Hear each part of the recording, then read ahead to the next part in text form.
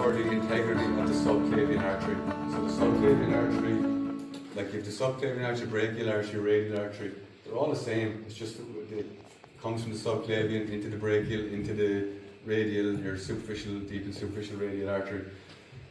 So where it can be compressed underneath the collarbone, or it can be compressed as it leaves the neck between the anterior middle scalenes by tight muscles, or where it can be compressed by a elevated first rib, or where it can be compressed by a cervical rib. A cervical rib is not actually a rib. What it is it's just some people have it on one side, some people have it on both. Sometimes it causes no problem. It's the transverse process of the C7, sometimes can be elongated, and that can cause problems sometimes and compress things. So here's how you differentiate with it. Can I get you to take off the t-shirt? Yeah. Okay. Thank you. Now, have we, is that chair? That's, yeah, chair's high enough as well. Okay, so what I'm going to do first with this is I'm going to take his radial pulse, alright? Here, so just come onto the radial side of the wrist here like that. So I've got a pulse. So I want to see if there's a diminished pulse when I go into a certain movement. So the first thing I'm going to do is I'm going to abduct the arm to 90 degrees. I'm going to externally rotate, all the time locking up. I'm going to extend, okay? Have I still got a pulse? Still got a strong pulse. Come, take a deep breath in. Hold your breath. Turn your head to this side.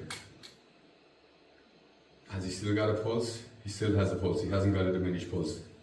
So if you had a diminished, you can breathe out, sorry.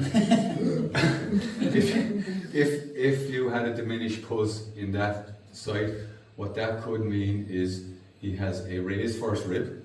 So the first rib is elevated and is pushing. When he turns into it like that, he has compressed the subclavian artery, or he has a cervical rib, which is again causing compression. You're turning into it like that. So that's what that side is for. And he holds the breath as well to elevate the rib. So because you've got the scalenes there with your accessory breathing muscles, it's a provocative test. You're creating all the conditions to see what's the worst case scenario where it's going to compress the subclavian artery. So the scalenes, apart from side bending your neck, will also elevate the rib, the respiratory assistance muscles. Okay. So that's that side of it. So let's go again, right? So we'll run through the whole test and add in the other side. So I've got his pulse there like that. I'll abduct to 90, externally rotate, and extend the shoulder. All right. And what I'm going to do now is I'm going to ask you to take a nice deep breath in, hold it, and turn the head to the opposite side. Okay. Let's say we find a diminished pulse here, and breathe out.